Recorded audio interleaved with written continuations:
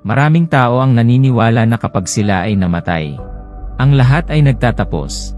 Iniisip nila na makapagpapahinga sila sa kanilang mga libingan, na may mga salitang nakasulat sa itaas na nagsasabing, "Rest in peace." Sa totoo lang, kung mapupunta ka sa impyerno, hindi ka talaga makakapagpahinga, sapagkat ang ating mga katawan lamang ang namamatay, at ang ating mga kaluluwa ay haharap sa paghatol ng makapangyarihang Diyos.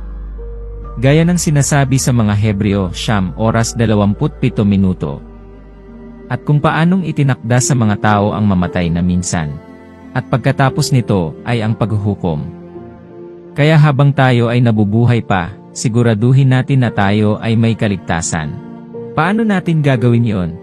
Sinabi ng Panginoong Jesus mismo, "Hindi ang bawat nagsasabi sa akin, 'Panginoon, Panginoon,' ay papasok sa kaharian ng langit, kundi ang gumaganap ng kalooban ng aking Ama na nasa langit." Ang pagpapakabanal na kung wala ito'y sinuman ay di makakakita sa Panginoon. Nilinaw ng mga salita ng Diyos na, ang tanging paraan upang makapasok sa kaharian ng langit ay sa pamamagitan ng pagsunod sa kanyang kalooban, pagtatakwil sa kasalanan, at pagtatamo ng kabanalan. Ito ang nag-iisang landas na humahantong sa atin doon. Kapag tinatahak natin ang landas na ito, hindi tayo matatakot sa kamatayan dahil alam nating pupunta tayo sa langit.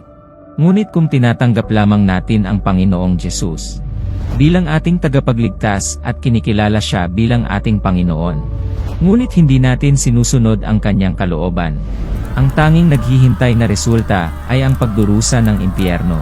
Sa impyerno, ang apoy ay hindi namamatay, ang mga uod ay hindi namamatay, at ang kaparusahan at pagdurusa ay walang katapusan. Hinahangad mo ba ang langit? Pagsisihan natin ang ating mga kasalanan sa harapan ng Panginoon, at mamuhay araw-araw ayon sa kanyang kalooban, bago pa maging huli ang lahat. Kung interesado kang maunawaan kung paano sundin ang kalooban ng Diyos, at alisin ang iyong sarili sa kasalanan, mangyaring mag-iwan sa akin ng mensahe, at ikalulugod kong bigyan ka ng mga sagot at patnubay. Pagpalain kayong lahat ng Diyos.